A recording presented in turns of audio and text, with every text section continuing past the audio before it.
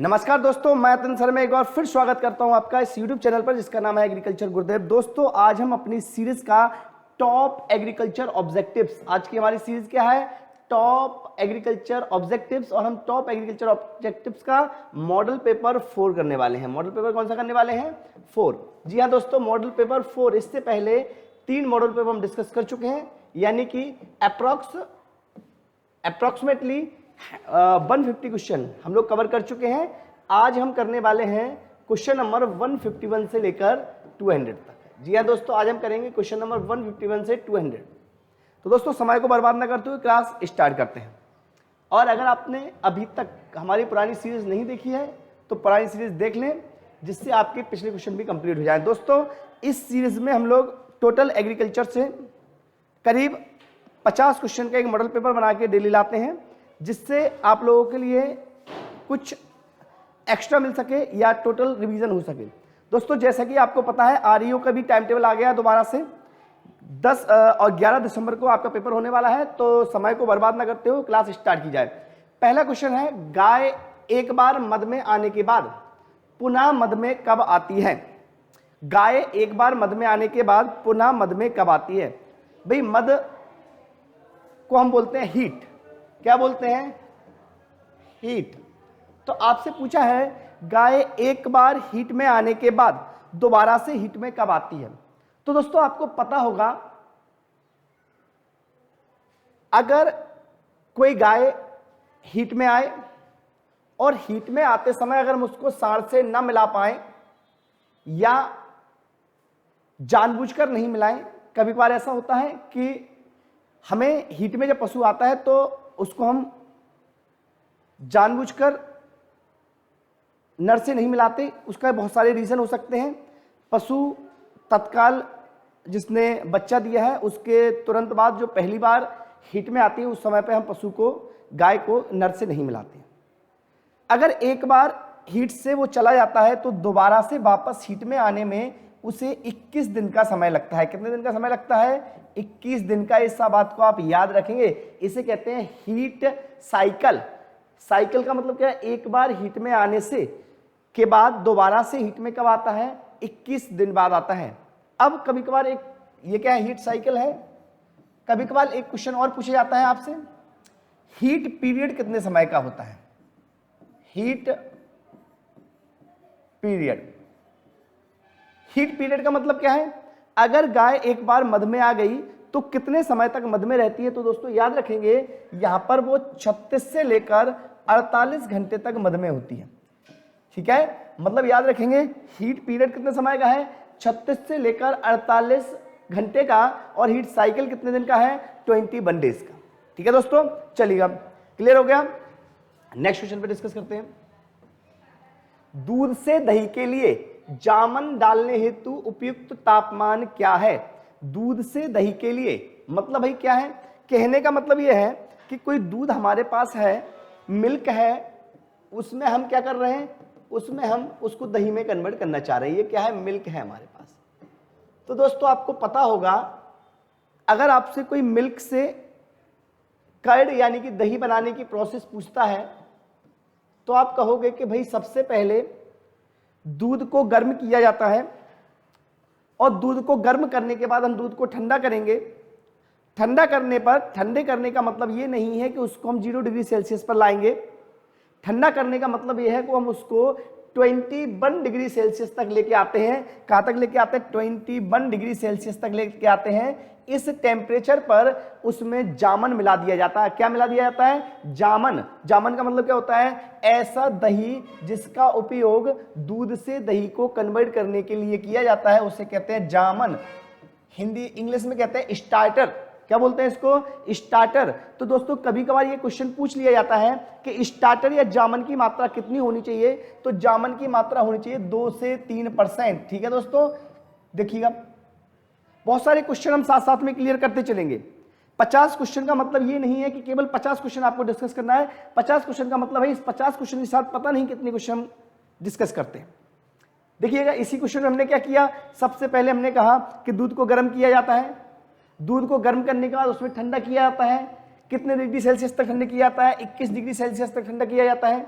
21 degree Celsius temperature पर इसमें जामन मिलाते हैं। जामन की मात्रा कितना होनी चाहिए? 2 से 3% होना चाहिए। ठीक है, कभी कभार क्वेश्चन ये भी पूछ लेते हैं जामन कितना खट्टा होना चाहिए, तो जामन की जो खटाई है वो होनी चाहिए 0.17%। एसिडिटी जामन में होनी चाहिए 0.17%। ठीक है दोस्तों, चलिए अगला क्वेश्चन डिस्कस करते हैं। अगला क्वेश्चन आपके सामने है, दुग्ध दोहन की क्रिया संपन्न कर लेनी चाहिए। वो कह रहे हैं किसी भी पशु से दूध को निकालने की क्रिया कितने समय में संपन्न कर लेनी चाहिए?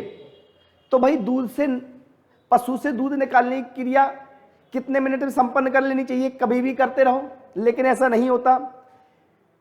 किसी भी दुधारू पशु में, जो दूध देने वाले पशु होते हैं, उनमें दुग्ध क्षरण के लिए एक हार्मोन जिम्मेदार होता है जिसे हम कहते हैं ऑक्सीटोसिन। क्या नाम है उसका? ऑक्सीटोसिन। ठीक है भाई, ऑक्सीटोसिन एक हार्मोन जिम्मेदार है, ऑक्सीटोसिन। यह हार्मोन करता क्या है? यह हार्मोन पशु को दूध देने के लिए प्रेरित करता है। अगर इस हार्मोन का सिक्रेशन पशु के शरीर के अंदर होगा तो पशु दूध देगा। अब यह हार्मोन जो होता है उसका प्रभाव जो है, इफेक्ट जो है 5 से 7 मिनट तक रहता है। मतलब ये केवल 5 से 7 मिनट के लिए पशु शरीर में बनता है, उसके बाद अपने आप समाप्त हो जाता है। तो अगर यही नहीं रहेगा तो पशु क्या करेगा? दूध सही से नहीं देगा। इसीलिए पशु का दुग्ध जो है वो कहां से करना चाहिए? 5 से लेकर 7 मिनट के अंदर कर लेना चाहिए। ठीक है भाई, दुग्ध दोहन। लो, दूध दोहन से बात करें बेटा, दोहन है ये, है ना, होहन नहीं है, दोहन। दुग्ध दोहन की बेटा कभी कभी मेथड पूछ ली जाती है। दुग्ध दोहन की बेटा बहुत सारी मेथड्स हैं। सबसे पहले मशीन द्वारा पहली मेथड है। इसे साइंटिफिक मेथड भी कहा जाता है, वैज्ञानिक विधि कही जाती है इसे। इसका प्रयोग करना चाहिए, लेकिन भारतीय दशाओं में इसका प्रयोग बहुत कम होता है। छोटे फार्मर को इसका उपयोग नहीं करते, जो बड़े फार्मर हैं केवल वही इसका उपयोग करते हैं। दूसरा बेटा यहां से बन जाता है फुल हैंड मेथड। एक मेथड है फुल हैंड मेथड। ठीक है भाई। तीसरी मेथड है स्ट्रिप मेथड।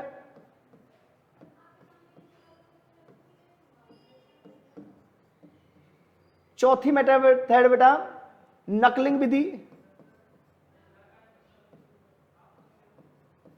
नकलिंग मेथड,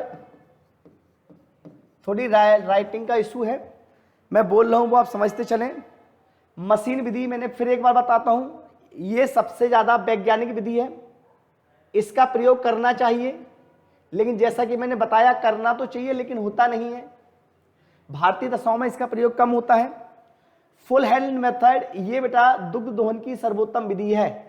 वैसे सर्वोत्तम ये है मशीन, लेकिन ये मशीन से दोहना है, इसमें हाथ का प्रयोग नहीं हुआ। अगर पूछे कि हाथ से दोहन में, मतलब हाथ से दूध निकालने की मेथड में सबसे अच्छी मेथड कौन सी है? Full hand method. इसे इस तरीके से पूरे हाथ का उपयोग करके दूध निकाला जाता है। इस तरीके से दूध को हम निकालते हैं फुल हैंड का उपयोग करके। दूसरी होती है स्ट्रिप मेथड। इसको चुटकी विधि बोला जाता है। चुटकी विधि इस तरीके से, आपने देखा होगा जो छोटे पशु होते हैं उनका दूध इस तरीके से निकालते हैं, इसे चुटकी विधि कहते हैं। इसका भी पूछा जाता है ये कहां पर अच्छी मानी जाती है? तो चुटकी विधि जो नए पशु हैं, जो हाल में ही दूध देने वाले पशु हैं, या जिसको हम नई उम्र के पशु कहें, या जिसको कहें जिसके थन जो है छोटे होते हैं, उनमें स्ट्रिप मेथड का उपयोग करते हैं। नकलिंग विधि से क्वेश्चन पूछा जाता है। नकलिंग मेथड क्या होती है? इसे अंगूठा विधि कहते हैं। गांव में आपने देखा होगा इस तरीके से दुग्ध का दोहन करते हैं। यह नकलिंग मेथड है। कौन सी मेथड है? नकलिंग, अंगूठे का प्रयोग करना। यही एक अवैज्ञानिक विधि है, बहुत खराब विधि है। इससे पशु के थनों में गांठें पड़ जाती हैं, इसका उपयोग नहीं करना चाहिए। लेकिन भारतीय दशाओं में सबसे ज्यादा प्रयोग इसी का करते हैं। ठीक है दोस्तों, चलो नेक्स्ट क्वेश्चन पे चलते हैं। टमाटर के फल का प्रकार है, बताइए भाई टमाटर का फल का प्रकार क्या है बेटा? तो टमाटर का फल का प्रकार होता है सरस या बेरी। क्या होता है? सरस या बेरी। टमाटर का फल का प्रकार है बेरी, सरस या बेरी, ये सही ऑप्शन है। इसके अलावा नट दिया गया है। नट, तो नट बेटा किसका होता है? आपको पता है काजू का होता है। काजू का होता है नट। इसके अलावा लीची का भी होता है नट। किसका होता है? लीची का। इसके अलावा बेटा अगर हम बात करें पॉम किस में होता है, तो पॉम होता है सेब और नाशपाती में। किस में होता है? सेब में और नाशपाती में, मतलब एप्पल एंड पियर। काजू को जानते हो बेटा कैश्यू नट बोलते हैं, कैश्यू नट एंड लीची। ये किस में होता है बेटा? एप्पल में, पियर में, है ना बेटा। अस्टिल बेटा, ये हम किसको कहें? ड्रूप। अस्टिल को बेटा क्या करना है? ड्रूप कर देना, ड्रूप। तो ड्रूप बेटा कहां पे होता है? ड्रूप होता है नारियल में। ठीक है भाई, नारियल का मतलब तो जानते हो, कोकोनट। ये पूछे जाते हैं कभी कभार। चले नेक्स्ट क्वेश्चन पे चलते हैं। सोयाबीन के तेल में कितने प्रतिशत, सोयाबीन में तेल की कितने प्रतिशत मात्रा पाई जाती है? दोस्तों आपको सभी को पता होगा कि सोयाबीन जो होता है उसमें अगर हम बात करें प्रोटीन की, तो प्रोटीन पाया जाता है बेटा उसमें 40%, 40 से 42%। और अगर हम बात करें बसा की या तेल की बेटा, तो तेल या बसा पाई जाती है उसमें 20 से लेकर 22%। कितनी पाई जाती है? 20 से लेकर 22%। यानी कि हमारा आंसर कौन सा सही हो जाएगा? हमारा आंसर हो जाएगा 20 से लेकर 22%, ऑप्शन नंबर बी। ठीक है दोस्तों, चलिएगा भाई। मक्का की पत्तियों का शीर्ष का सफेद होना सूचक है। भाई बताइएगा, मक्के की पत्तियों का शीर्ष का सफेद होना, यानी कि मक्के की जो पत्तियां होती हैं उनका टॉप व्हाइट कलर का हो जाता है, ये किसके वजह से होता है? ठीक है भाई, किसके वजह से होता है? तो देखिएगा, पहला दिया है जिंक की कमी से। बिल्कुल भाई, जिंक की कमी से भी क्लोरोसिस हो जाती है। पत्तियों की जो बेंस होती है इंटरबेंस क्लोरोसिस होती है, लेकिन ये इंटरबेंस क्लोरोसिस जो है वो यंग लीफ पर होती है। कहां पर होती है भाई? यंग लीफ पर, युवा पत्तियों पर, मतलब जो पत्ती बीच में रहती हैं उन पर होती है बेटा यंग लीफ पर, युवा पत्तियों पर होती है। क्या होता है? इंटरबेंस क्लोरोसिस। इंटरबेंस क्लोरोसिस का मतलब यह है उसकी जो सिराएं हैं वो कैसी हो जाती हैं? सिराओं के मध्य में क्या होता है? पीले रंग की हो जाती हैं, क्लोरोसिस हो जाती है, यानी कि हरे कलर की कमी हो जाती है। किसकी कमी से? एफ की कमी से। नाइट्रोजन की कमी से आप सभी जानते हैं, नाइट्रोजन की कमी से क्लोरोसिस होती है, पत्तियां पीली पड़ जाती हैं। लेकिन इससे बेटा क्या होता है? टोटल पौधे की पत्तियां पीली पड़ जाती हैं। सबसे ज्यादा प्रभाविता इसमें नीचे वाली पत्तियों से स्टार्ट होती है। उसके बाद करें मैग्नीज की कमी में भी इंटरबेंस क्लोरोसिस पाई जाती है, लेकिन ये भी यंग लीव्स पर होती है। और जिंक की कमी से भी क्लोरोसिस होती है, लेकिन ये जिंक की कमी से जो क्लोरोसिस होती है वो बर्ड्स पर होती है, यानी कि सबसे ऊपर वाली कलिकाएं जो है वो क्या हो जाती है बेटा? सफेद हो जाती हैं, मक्के में स्पेशली। ठीक है भाई, चलो आगे। केंद्रीय धान अनुसंधान संस्थान कटक के वैज्ञानिकों द्वारा विश्व का प्रथम आयुत्तम धान, आयुत्तम धान का मतलब बेटा है सुपर राइस। क्या नाम है इसका? Super rice. अब सुपर राइस से तो बेटा बहुत सारे क्वेश्चन आते हैं। क्या नाम है इसका? सुपर राइस है। सुपर राइस से क्वेश्चन कौन कौन से आते हैं पता है आपको बेटा? सबसे पहला क्वेश्चन आता है, सुपर राइस को सबसे पहले किसने बनाया था? तो सुपर राइस को सबसे पहले बनाया था डॉक्टर जीएस खुश ने। ये डॉक्टर खुश ने बेटा, किसने बनाया था? डॉक्टर खुश ने बनाया था। डॉक्टर खुश ने बनाया बेटा इसको सबसे पहले। क्वेश्चन ये भी बनता है। अब बेटा क्या होता है, अगर आपसे कोई ये पूछे कि सीएफ केंद्रीय धान अनुसंधान संस्थान यानी कि CRRI, central rice research institute के द्वारा बनाई हुई सबसे पहली सुपर राइस की वैरायटी है, उसका नाम है लूनीश्री। क्या नाम है इसका? लूनीश्री। याद रखेंगे आप, लूनीश्री है। और इसको बनाया गया था 1995 में। कब बनाया गया था? 1995 में। कहां पे बनाया गया था? CRRI में बनाया गया था, सेंट्रल राइस रिसर्च इंस्टीट्यूट में बनाया गया था। इसके बाद इससे और क्वेश्चन पूछा जाता है। भाई आपको यह भी पता होना चाहिए सुपर राइस का मतलब क्या है।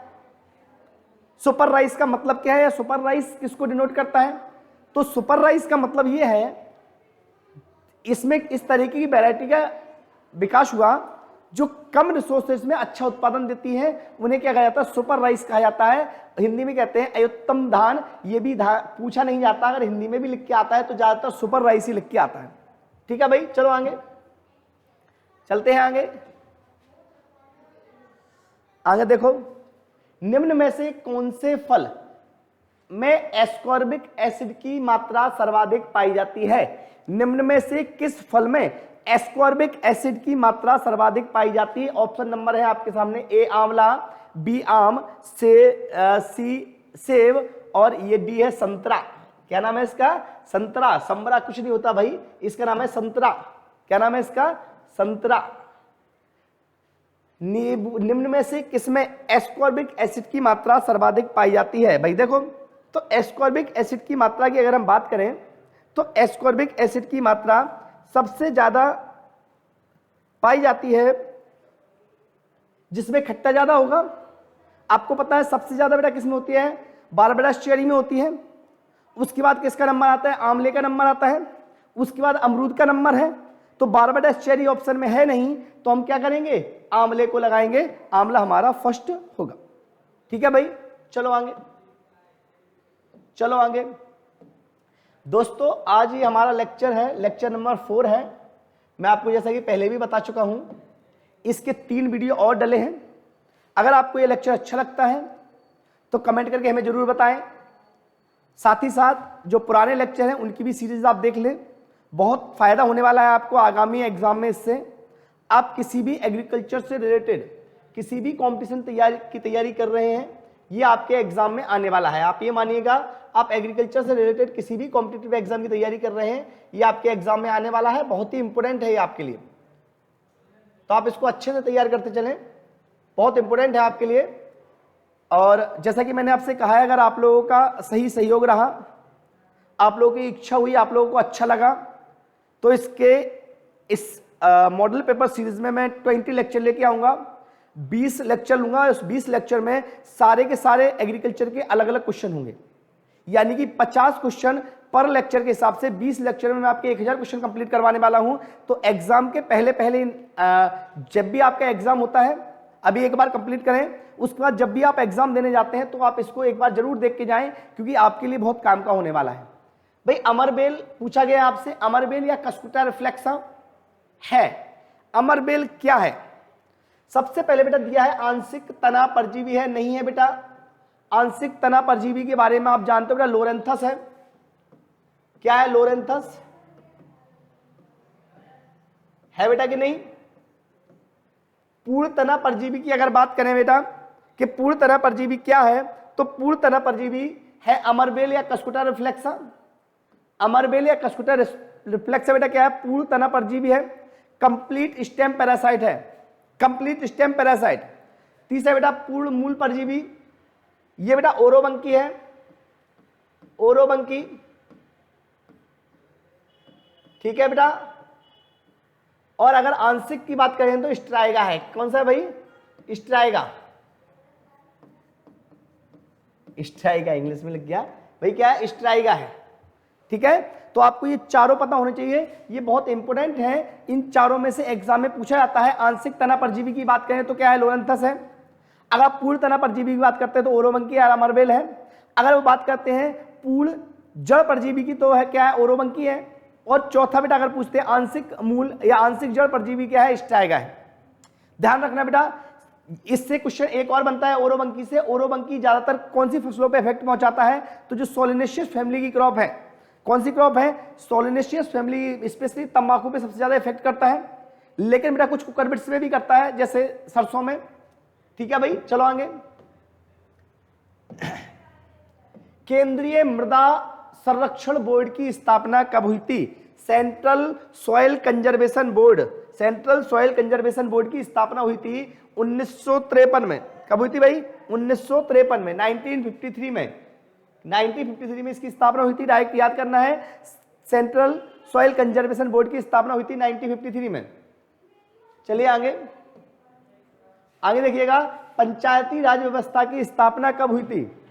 पंचायती राज व्यवस्था की स्थापना, तो पंचायती राज व्यवस्था का जो स्ट्रक्चर है हमारे देश में वो त्रिस्तरीय है। कितने स्तर का है बेटा? त्रिस्तर का। इसमें सबसे जो छोटा स्तर है वो होता है विलेज सिस्टम या ग्रामीण पंचायती सिस्टम, दूसरा होता है जनपद का, और तीसरा होता है जिला लेवल का। कितने सिस्टम बेटा हमारे यहाँ? 3 है। सबसे पहला कौन सा है? विलेज ग्रामीण पंचायती राज सिस्टम। कोई कभी पूछ लेते हैं, देखो भाई इसका तो सीधा सीधा सबको पता है बेटा, पंचायती राज सिस्टम किसने किया था? बलवंत राय मेहता कमेटी ने किया था। किसने किया था? बलवंत राय मेहता कमेटी। किसने किया था? बलवंत राय मेहता कमेटी। लेकिन बेटा अब आपको याद क्या रखना है, इससे और भी सारे क्वेश्चन बन सकते हैं। जैसे पहला बेटा पंचायती राज सिस्टम का स्ट्रक्चर कितना है? त्रिस्तरीय है, 3 लेवल सिस्टम है। पहला कौन सा बताया? विलेज, दूसरा बताया बेटा तहसील या जनपद, और तीसरा बेटा कौन सा होता है? जिला। ठीक है बेटा। तीसरा बेटा इससे ये भी क्वेश्चन बनता है कि जो पंचायती राज सिस्टम था, पंचायती राज सिस्टम जो था वो कब से स्टार्ट हुआ बेटा? तो 2 अक्टूबर 1959 में, 2 अक्टूबर 1959 से स्टार्ट हुआ। क्वेश्चन ये भी पूछ लेते हैं, इसको किसने किया था? बलवंत राय मेहता ने किया था। इसको क्वेश्चन ये भी पूछा गया एक आध दो एग्जाम में कभी कभार कि सबसे पहले इसको एडॉप्ट करने वाला जिला कौन सा था? तो सबसे पहले एडॉप्ट करने वाला जिला जो था बेटा वो था नागौर जिला। कौन सा जिला था? नागौर जिला। और ये नागौर जिला कहां पड़ता है? राजस्थान में पड़ता है। कहां पे पड़ता है? राजस्थान में पड़ता है। तो ये क्वेश्चन पूछा गया है, सबसे पहला जिला कौन सा था? नागौर जिला। और कहां पर है? राजस्थान में है। चलिए, राष्ट्रीय गोकुल मिशन की शुरुआत कब हुई थी? राष्ट्रीय गोकुल मिशन की शुरुआत कब हुई थी? देखिए भाई बेटा, राष्ट्रीय गोकुल मिशन में ये शुरुआत की गई थी प्रधानमंत्री नरेंद्र मोदी के द्वारा। प्रधानमंत्री नरेंद्र मोदी ने 28 जुलाई बेटा कब की थी? 28 जुलाई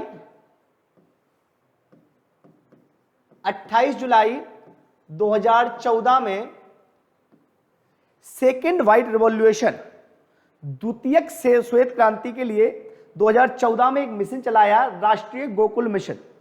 इस मिशन का उद्देश्य जो था वो ये था कि भारतीय देशी गायों से, ध्यान रखना बेटा, इंडियन काउ ब्रीड्स, कौन सी? Indian cow breeds. ध्यान रखोगे बेटा, मतलब क्या है? मतलब भारतीय गाय के देशी नस्लों को सुधार करके उसका दूध उत्पादन बढ़ाया जाए। और ये काम को कर कौन रहा है बेटा? इस काम का जिम्मा है एनडीडीबी पर। किस पर है? NDDB, national dairy development board पर। ठीक है दोस्तों, एनडीडीबी पर किस पर जिम्मा है इसका? एनडीडीबी पर, नेशनल डेयरी डेवलपमेंट बोर्ड पर। कभी पर क्वेश्चन ये भी आ जाता है एनडीडीबी की स्थापना कब हुई थी? तो एनडीडीबी 1965 में स्थापना हुई थी। कब हुई थी? 1965 में।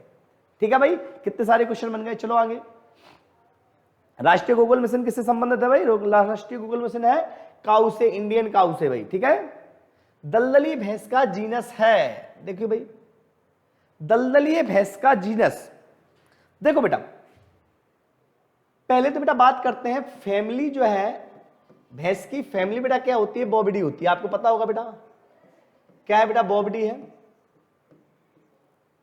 अब अगर हम बात करें भैंस की, तो भैंस की 2 तरह की बेटा प्रजातियां हैं बेटा।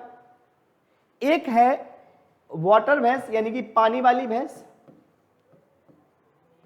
और दूसरी है बेटा कीचड़ भैंस। कौन सी भैंस? कीचड़ भैंस, या इसको दलदली भैंस भी कहते हैं। अब जो पानी वाली भैंस है बेटा वो एशिया में पाई जाती है। कहां पर पाई जाती है? एशिया में। मतलब अगर आपसे कोई पूछे कि भारत में कौन सी भैंस पाई जाती है, तो भारत एशिया में है, इसलिए भारत में यही वाली पानी वाली भैंस पाई जाएगी। अगर बात करें इसमें इसका नाम बेटा, तो इसका नाम है बोबेलिस। बोबेलिस क्या नाम है इसका? बोबेलिस। बोबेलिस। इसका बेटा और बात करें तो जो पानी वाली भैंस होती है उसमें गुणसूत्रों की संख्या होती है 48 गुणसूत्र होते हैं, 48 जोड़ी गुणसूत्र होते हैं। अब बात करते हैं कीचड़ भैंस की, तो कीचड़ भैंस को अफ्रीकन भैंस कहा जाता है। कौन सी भैंस कहा जाता है? अफ्रीकन। कौन सी भैंस कहा जाता है? अफ्रीकन भैंस। देखा होगा बेटा आपने, डिस्कवरी चैनल देखते होगे तो वहां पे बड़े बड़े भैंसे दिखाई देते हैं, वो यही है बेटा। ठीक है, इसका नाम बेटा होता है सिनसेरस, सिनसेरस कैफर। ठीक है बेटा। अगर बात करें गुणसूत्र संख्या की, क्या होता है बेटा, सिनसेरस कैफर। अगर गुणसूत्र की बात करें बेटा तो इसमें होते हैं 52, 52 नंबर ऑफ क्रोमोसोम। आपको पता होगा बेटा दोनों भैंसों में अंतर बता दिया मैंने आपको। चलिएगा आगे,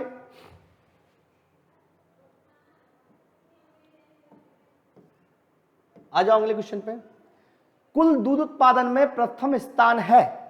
पहली बात तो बेटा आपको याद ये रखनी है कि कुल दुग्ध उत्पादन में हमारा जो देश है वो विश्व में, दुनिया में सबसे पहले नंबर पे आता है भारत। दुनिया में सबसे पहले नंबर पे आता है भारत। और बात करें भारत में भी सबसे पहले नंबर पे आता है उत्तर प्रदेश। कौन सा आता है भाई, उत्तर प्रदेश। मैंने कल आपको बताया था, कल की जब क्लास ली थी, कि उत्तर प्रदेश बहुत सारी चीजों में आगे है। टोटल पशु भी यहां सबसे ज्यादा है, टोटल घोड़े भी सबसे ज्यादा है, और अगर घोड़े ज्यादा है तो टोटल गधे भी सबसे ज्यादा है। मतलब सारी चीजों में उत्तर प्रदेश आगे है लगभग लगभग। बड़ा प्रदेश है। के भी सबसे ज्यादा थे, अपन ने लास्ट क्लास में पढ़ा था। भारतीय नस्लों की मुर्गियों का औसत अंडा उत्पादन कितना होता है, तो याद रखेंगे बेटा भारतीय नस्ल की जो मुर्गी होती हैं उनका औसत अंडा उत्पादन होता है लगभग 80 के करीब, 80 अंडे पर ईयर। लेकिन यहां पे 80 ऑप्शन में नहीं है, तो यहां पे हम बेटा 50 से 60 वाला ऑप्शन सही मानेंगे। 50 से 60 अंडे प्रति वर्ष भारतीय मुर्गियों का औसत उत्पादन है। आगे देखो, सर्वाधिक किस सब्जी में कैल्शियम तत्व पाया जाता है, मतलब कैल्शियम की मात्रा सबसे ज्यादा किस सब्जी में होती है बेटा, तो याद रखेंगे मेथी जो है सब्जी, उसमें कैल्शियम की मात्रा सबसे ज्यादा होती है। किस में होती है, मेथी में। इसमें कोई ज्यादा समझाने वाला है नहीं, जब ज्यादा समझाने वाला आएगा तो मैं सारे ऑप्शन आपको समझाऊंगा। पके हुए अंगूरों में बेटा, तो पके हुए अंगूरों में ग्लूकोज पाया जाता है, याद रखेंगे बेटा। पके हुए अंगूरों में क्या पाया जाता है, ग्लूकोज। ठीक है भाई, थोड़ा सा जल्दी भी करना पड़ेगा लेक्चर, नहीं तो आप लोग बोर हो जाएंगे क्लास लेते लेते। लेकिन होना नहीं है बोर, क्योंकि आपके काम की चीजें हैं और काम की चीजों में बोर नहीं होना चाहिए। अगर बोर हुए तो आपका नंबर गया, है ना, तो बोर तो अपन को होना ही नहीं है। चलो आगे देखते हैं अगला क्वेश्चन। 1 वर्ग किलोमीटर कितने हेक्टेयर के बराबर होता है, 1 वर्ग किलोमीटर। भैया आप जानते हो 1 वर्ग किलोमीटर का मतलब क्या है, 1 वर्ग किलोमीटर का मतलब होता है ऐसे करके, अगर 1000 ये है बेटा तो 1000 ये हो, 1000 क्या मीटर बेटा। ठीक है बेटा, 1000 मीटर में होते हैं ना बेटा 1 किलोमीटर। तो ये आपसे कोई पूछे 1000 वर्ग किलोमीटर, तो आप देख लो बेटा 1000 वर्ग किलोमीटर बेटा कितना हो जाएगा, 1 2 3 1 2 3, इतने बेटा वर्ग मीटर के बराबर होगा, हाँ या ना बेटा। अब आपको पता है बेटा कि 10,000 वर्ग मीटर बराबर 1 हेक्टेयर होता है। अब ये 2 जीरो और बचे तो कितना हो जाएगा बेटा, 100 हेक्टेयर के बराबर। ठीक है, याद रखेंगे बेटा दोनों क्वेश्चन बेटा क्लियर। पहले अगर कोई पूछे कि 1 वर्ग मीटर क्या होता है बेटा, तो 1 वर्ग मीटर 100 हेक्टेयर के बराबर होता है, सॉरी बेटा 100 हेक्टेयर के बराबर। और अगर आपको उससे कोई पूछे कि 1 हेक्टेयर किसके बराबर होता है, तो 1 हेक्टेयर बेटा किसके बराबर होता है, 10,000 वर्ग मीटर के बराबर होता है, 10,000 वर्ग मीटर के बराबर होता है। और बेटा ये आप जानते हो कि अगर आपसे कोई पूछे 1 वर्ग किलोमीटर कितना होता है, तो 1 वर्ग किलोमीटर होता है बेटा 10 लाख वर्ग मीटर के बराबर। तो इसको अगर कैलकुलेट, सॉरी बेटा 10 लाख वर्ग मीटर के बराबर कितने हो गए, ये 10 लाख वर्ग मीटर हो गए बेटा। तो 10 लाख वर्ग मीटर से अगर हम निकालेंगे बेटा, तो 1 किलोमीटर, 1 वर्ग किलोमीटर जो होता है वो 100 हेक्टेयर के बराबर होता है। चलिए आगे, सेब में सुगंध किसके कारण आती है, सेब में जो सुगंध होती है वो किसके कारण होती है, तो दोस्तों आप याद रखेंगे सेब में जो सुगंध होती है बेटा वो मैलिक एसिड के कारण होती है। किसके कारण होती है, मैलिक एसिड। किसके कारण होती है भाई, मैलिक एसिड के कारण होती है। ठीक है दोस्तों, चलो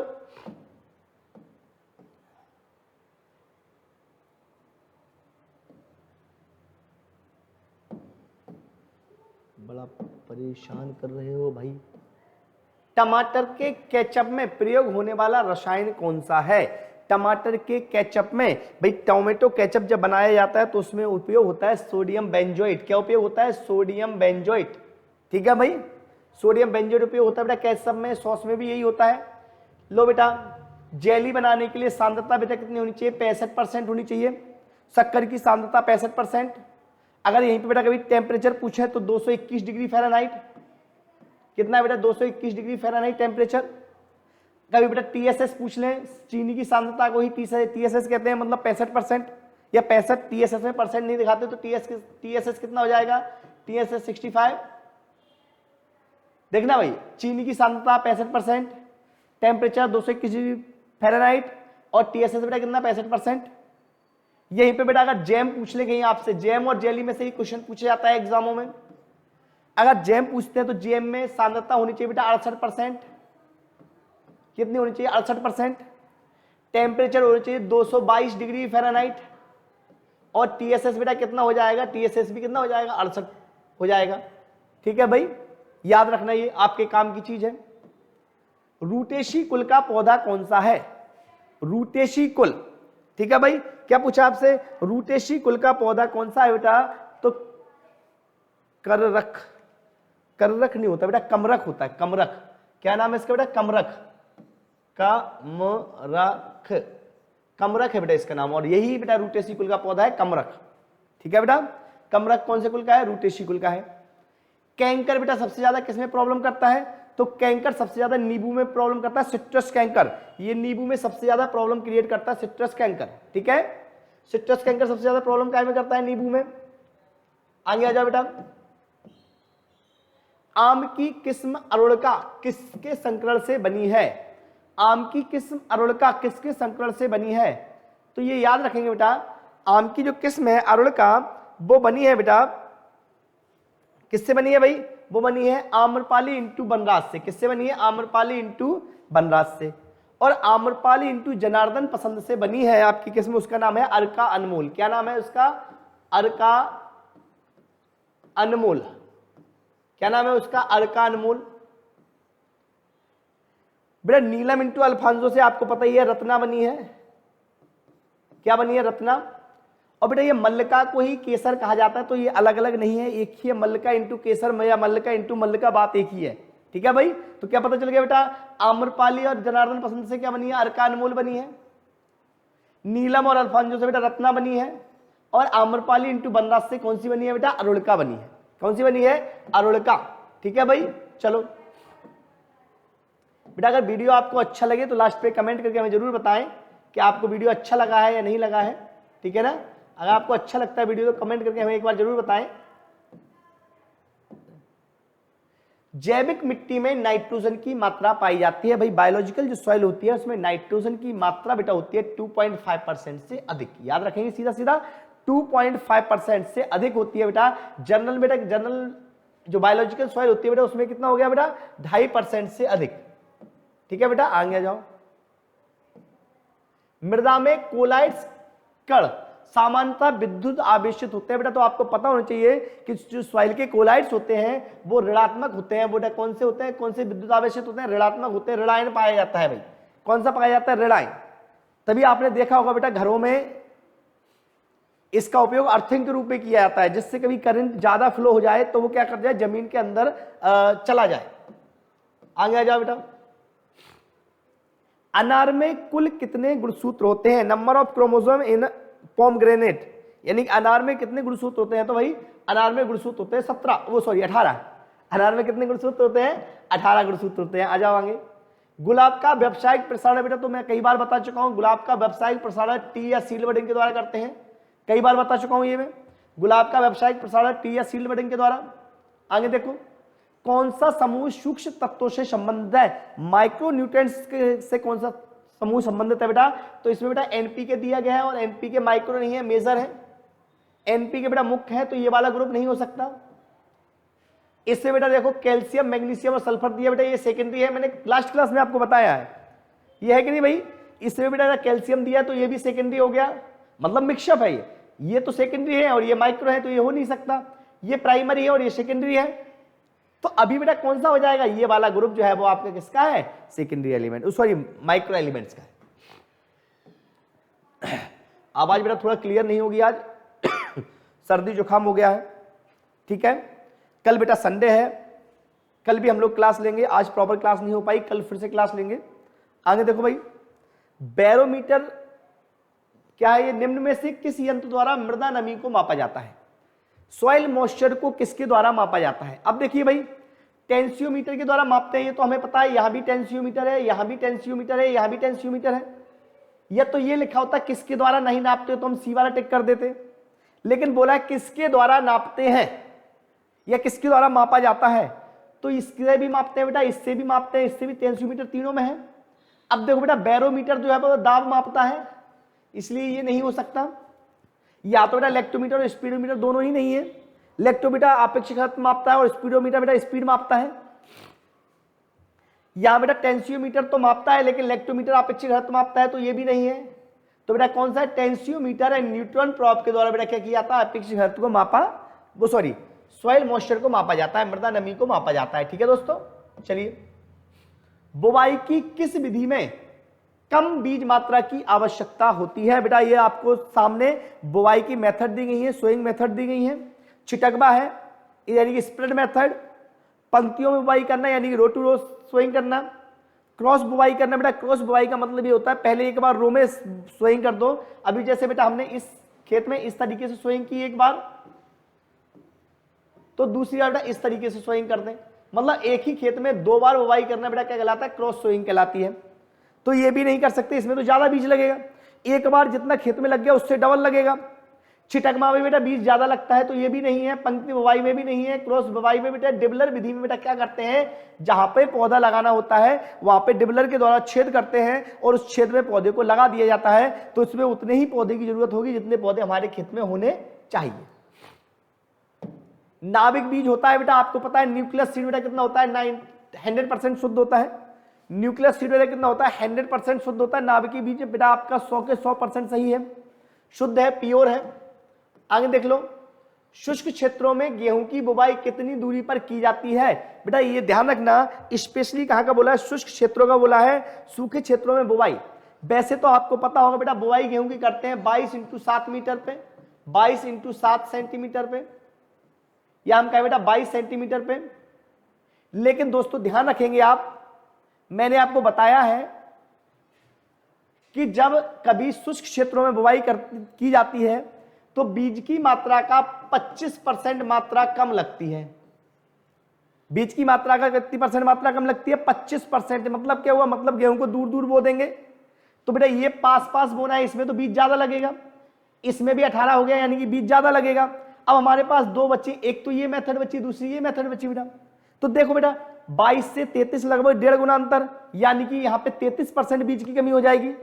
हमें कितनी कमी करनी है? 25% करनी है, 20 से 25% कमी करनी है बेटा। तो कौन सा ऑप्शन हो जाएगा? पहला, 25 से लेकर 30 सेंटीमीटर। ये ऐसे क्वेश्चन होते हैं जिनको हमने नहीं पढ़ा तो भी हम आंसर लगा सकते हैं, क्योंकि मैंने आपको कई बार बता दिया बेटा, जब कभी शुष्क क्षेत्रों में बुवाई की जाती है तो 20 से 25% सीड कम उपयोग करते हैं, और जब बेटा हम बुवाई करते हैं, देरी से बुवाई करते हैं, लेट सोइंग करते हैं, तो हमेशा 20 से 25% सीड को ज्यादा बोया जाता है। ये याद रखेंगे आप लोग, ठीक है भाई। चलो आगे, समझ में आ रहा होगा आप लोगों को बहुत अच्छे से। पूरा वीडियो देखें, लास्ट तक रहे हमारे साथ में, बहुत इंपॉर्टेंट क्वेश्चन आपको मिलने वाले हैं, बहुत इंपॉर्टेंट आपको क्वेश्चन मिलेंगे, लास्ट तक आप वीडियो में रहें, ठीक है भाई। चलो अगले क्वेश्चन पे डिस्कस करते हैं। बालू के कणों का साइज क्या होता है?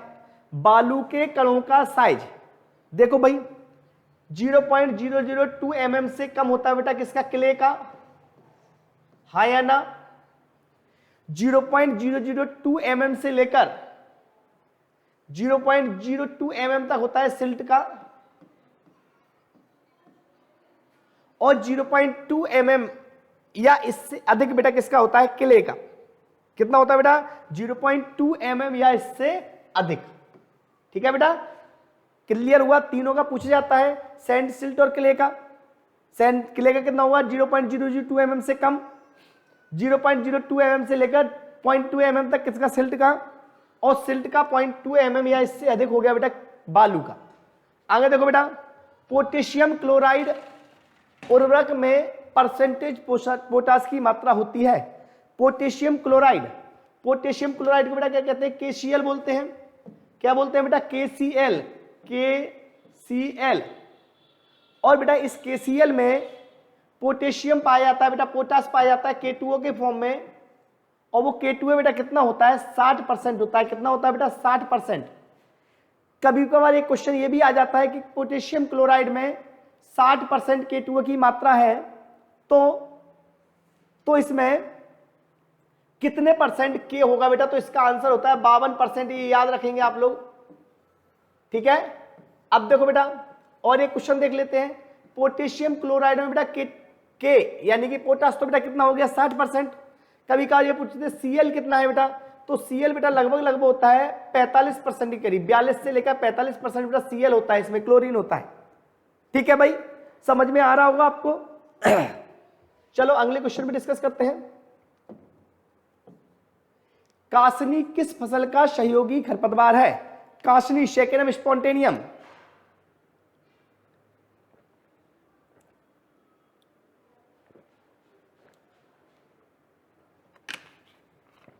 देखो भाई वैसे तो आपको पता है सारे ही खरपतवार फसल के लिए हानिकारक होते हैं, लेकिन कासनी एक ऐसा खरपतवार है जो अगर बरसीम के खेत में हो, अगर बरसीम के खेत में बेटा हो तो ये क्या करता है? ये चारे का काम करता है। बरसीम के खेत में अगर हो तो किसका काम करता है? चारे का काम करता है।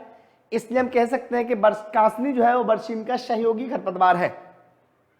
ठीक है। लखनऊ 49 को कितनी दूरी पर लगाते हैं बेटा? ध्यान रखना है, लखनऊ 49 बेटा आपको पता है लखनऊ 49 बेटा क्या है? अमरूद की एक किस्म है। किसकी किस्म है? अमरूद की। तो बेटा यही वाला ऑप्शन सही हो जाएगा, बाकी में तो कोई दिया ही नहीं गया अमरूद। ठीक है, तो अमरूद को बेटा वैसे भी आपको पता है 6 × 6 पर लगाते हैं, लेकिन अगर नहीं भी पता तो ऑप्शन में अमरूद दिया गया था। ये क्वेश्चन देखेंगे बेटा, यूरिया की प्रतिवेग मात्रा, यूरिया की प्रतिवेग मात्रा, यूरिया की प्रतिवेग मात्रा प्रतिवेग नाइट्रोजन की मात्रा होती है। भाई उनका कहने का मतलब यह है कि यूरिया का जो एक बैग आता है वो कितने केजी का आता है और उसमें नाइट्रोजन कितनी होती है। तो दोस्तों हम आपको बता दें, यूरिया में नाइट्रोजन होती है 46%। तो 46% का मतलब बेटा ये होता है कि 46 केजी पाया जाता है। कितना पाया जाता है? 46 केजी पाया जाता है 100 किलो में। 46 केजी बेटा किस में पाया जाता है? 100 केजी में पाया जाता है, 100 किलो में पाया जाता है। परसेंटेज का मतलब होता है प्रत्येक 100 में, मतलब 100 में कितना? 46 किलो। ठीक है बेटा। तो अभी तक होता क्या था? इस साल के पहले तक होता यह था कि यूरिया की जो बोरी होती थी बेटा वो आती थी 50 किलो की, 50 केजी की आती थी, और उसमें यूरिया बेटा कितना हो जाता था? नाइट्रोजन इसका आधा यानी कि 23 किलो हो जाता था बेटा। अभी बेटा क्या कर दिया है गवर्नमेंट ने? इसकी पैकिंग को बना दिया बेटा 45 केजी का, और बेटा परसेंटेज कितनी हो गई है इसमें? 20.70 किलोग्राम नाइट्रोजन मिलने लगी है। पहले तो मिलती थी 23 क्यों मिलती थी भाई? पहले बोरी होती थी 50 केजी की, अब बेटा बोरी कर दी है 45 केजी की, तो नाइट्रोजन की मात्रा भी कम हो जाएगी। कुछ लोग बेटा जल्दबाजी में ये ना कर दें 46 केजी, क्योंकि ये आपको इसीलिए दिया गया है जिससे आप भ्रमित हो जाएं। 46 केजी नहीं होता, यूरिया में 46% नाइट्रोजन होता है, और परसेंटेज का मतलब होता है 100 में 46 है, 50 में 44 या 45 में 46 नहीं है बेटा। ठीक है, आगे आ जाओ। खपरा बीटल हानि पहुंचाता है। बेटा आप सभी को पता है कि जो खपरा बीटल है वो बेटा भंडारण का कीट है। किसका कीट है बेटा? भंडारण का है। ये बेटा लगभग सभी प्रकार के ग्रेन्स में आता है। ठीक है बेटा, इसका नाम भी पूछा जाता है बेटा कभी कभी, तो इसका नाम है ट्रोगोडर्मा ग्रेनिरम। ठीक है बेटा, तो इसका नाम भी कभी कभी पूछ लेते हैं। आगे आ जाओ। संकर कपास के प्रमाणित बीज का उत्पादन हेतु खेत से खेत की दूरी होनी चाहिए। भाई देखो आपने सभी ने पढ़ा होगा बेटा, अरे बेटा ये क्वेश्चन ऑप्शन किसी दूसरे के आ गए बेटा, और क्वेश्चन कोई दूसरा है। ठीक है भाई, ऑप्शन किसी दूसरे क्वेश्चन के हैं और क्वेश्चन दूसरा है, तो बेटा इसका मैं डायरेक्ट बता देता हूं बेटा। कोई जो संकर कपास है बेटा उसका प्रमाणित यानी सर्टिफाइड सीड के लिए जो डिस्टेंस होती है बेटा, सर्टिफाइड सीड के लिए सर्टिफाइड सीड की जो डिस्टेंस होती है बेटा वो होती है 30 मीटर। मतलब एक खेत से दूसरे खेत के बीच की दूरी जो है बेटा कितनी होनी चाहिए? 30 मीटर होनी चाहिए। ये क्वेश्चन किसी ऑप्शन किसी दूसरे के लग गए, में ऑप्शन किसी दूसरे के आ गए हैं यहाँ पे गलती से, तो आप 30 मीटर याद रखेंगे। अरे ये सॉरी भाई, ये ऑप्शन दिए गए हैं, मतलब आप समझ लेना कि क्वेश्चन चेंज हुआ, ऑप्शन भी चेंज हो गए। इससे बेटा 30 मीटर सही आंसर होगा। और national bureau of plant resources के मुख्यालय की स्थापना कब हुई थी, उसके ऑप्शन है ये वाले। ठीक है भाई, उसके ऑप्शन ये वाले हैं, और जो पहले लिखा था बेटा वो ऑप्शन थे दूसरे वाले क्वेश्चन के। ठीक है भाई, तो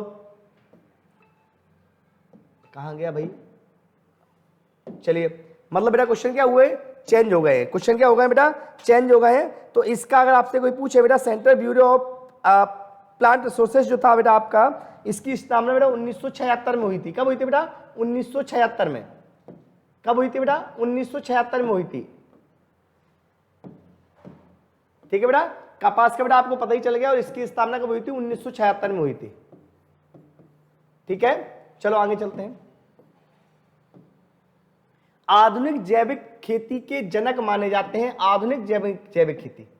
देखो बेटा, आधुनिक जैविक खेती ही पूछ सकते हैं आपसे, जैविक खेती के पूछ नहीं सकते, क्योंकि जैविक खेती हमारे यहाँ आज से नहीं हो रही, बहुत साल लंबे समय से हो रही है। तो जैविक खेती का तो पता नहीं कौन इसका फादर है, लेकिन बेटा आधुनिक जैविक खेती के अल्बर्ट हॉवर्ड, और इनको ही जैविक खेती का फादर भी कहा जाता है। फादर ऑफ बायोलॉजिकल फार्मिंग बेटा यही है, और father of modern biological farming भी यही है, अल्बर्ट हॉवर्ड। ठीक है बेटा, चलो। ब्यूटायरोमीटर का प्रयोग किया जाता है दूध में चिकनाई का अंदाज करने के लिए, दूध में मिश्रण में ठोस ज्ञात करने के लिए, शर्करा ज्ञात करने के लिए, आपेक्ष घनत्व ज्ञात करने के लिए। बेटा पता होगा आपको, ब्यूटायरोमीटर बेटा क्या करता है, दूध में बसा मापता है। तो बसा मतलब बेटा क्या है, चिकनाई। दूध में चिकनाई मापने के लिए बेटा इसका उपयोग किया जाता है। चलो आगे। पपीता, केला, अनानास के लिए उपयुक्त मल्च की मोटाई कितने माइक्रोन होनी चाहिए। पपीता, केला और अनानास, बेटा आपको पता होगा हम लोग मल्चिंग के रूप में, मल्चिंग क्या होता है बेटा, नमी को रोकने के लिए और जो खरपतवार निकलने वाले हैं उनको रोकने के लिए उद्यान में, बगीचे में जो बीच में छूटी हुई जगह होती है बेटा, इसमें एक पॉलिथीन बिछा देते हैं, जिससे उसके अंदर बेटा जो भी हानिकारक इंसेक्ट आने वाले हैं या कुछ पौधे निकलने वाले बेटा वो गर्मी की वजह से मर जाते हैं। इसमें जो पॉलिथीन होती है उसकी मोटाई बेटा होती है 50 माइक्रोन या इससे अधिक। 50 माइक्रोन या इससे अधिक मोटी पॉलिथीन का उपयोग किया जाता है, और ये सभी फसलों में होती है ना, अलग अलग, ये जरूरी नहीं केला लिखा है, किसी भी फसल में आपसे पूछेंगे 50 माइक्रोन से ज्यादा ही होगी। कपास, गेहूं, ज्वार, बेटा 3 फसलें, कपास, गेहूं, ज्वार की फसल चक्र सघनता कितनी होगी। देखो भाई, कपास कौन सी सीजन की है, खरीफ सीजन की है, खरीफ की है बेटा। उसका गेहूं किसकी है बेटा, रबी की है।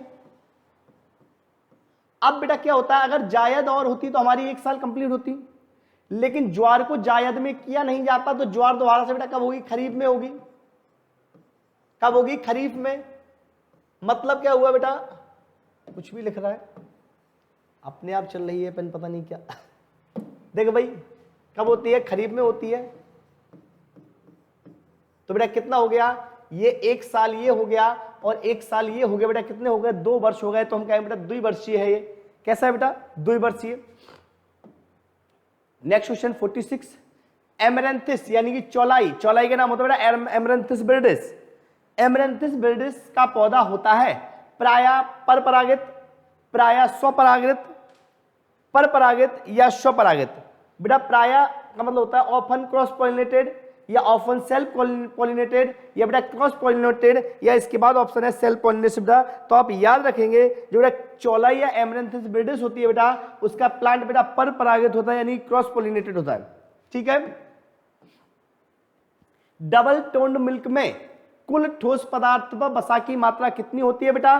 तो डबल टोन्ड मिल्क में बेटा 9% बेटा क्या होता है, टीएसएस होता है, 9% टीएसएस होता है बेटा, और 1.5% फैट होती है डबल टोन्ड में।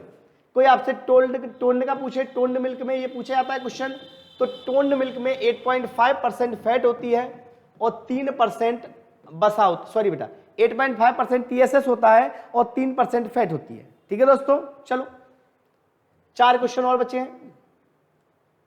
लाख कीट का पालन किया जाता है तो लाख कीट का पालन कहाँ पे किया जाता है बेटा, तो आपको पता होगा लाख कीट का पालन किया जाता है बेटा पलाश पर, सॉरी बेटा किस पर किया था, अरहर पर, पलाश पर और खैर पर बेटा। ये पूछ लेते हैं बेटा कई बार कौन कौन से वृक्षों पे किया जाता है, तो अरहर, पलाश और खैर बेटा, तो यहां आंसर कौन सा होगा, अरहर। नेक्स्ट बेटा, दूध का गाढ़ापन मापा जाता है, विस्कोसिटी दूध की किससे मापी जाती है बेटा, तो विस्कोसिटी दूध की मापी जाती है बेटा, किससे नापी जाती है, विस्कोसिटी किससे मापी जाती है बेटा, तो क्या बेटा विस्कोसिटी सेंटीपोज में मापी जाती है बेटा, पाइज में मापी जाती है। और कोई आपसे पूछे कि विस्कोसिटी होती कितनी है दूध की, तो विस्कोसिटी बेटा 2% होती है बेटा, कितनी होती है विस्कोसिटी, 2%। ये कभी कभार बेटा ऐसा भी लिख के आता है 2.0%, बात वही है 2% विस्कोसिटी होती है। और विस्कोसिटी को नापते बेटा कैसे, सेंटीपोज में नापते हैं, ठीक है बेटा। चलिए लास्ट क्वेश्चन पे डिस्कस करते हैं। आज का बेटा लास्ट क्वेश्चन हमारा, सुप्रसिद्ध अंगोरा ऊन किससे प्राप्त किया जाता है, भाई देख लो बहुत अच्छा क्वेश्चन है। अंगोरा, सुप्रसिद्ध अंगोरा ऊन किससे प्राप्त किया जाता है। आप बेटा सभी जानते हैं कि बकरी की एक नस्ल है बेटा अंगोरा, कौन सी नस्ल है, अंगोरा, तो सभी का आंसर अंगोरा ही होना चाहिए, लेकिन ऐसा नहीं है बेटा। जो अंगोरा ऊन का उत्पादन है बेटा वो खरगोश से किया जाता है।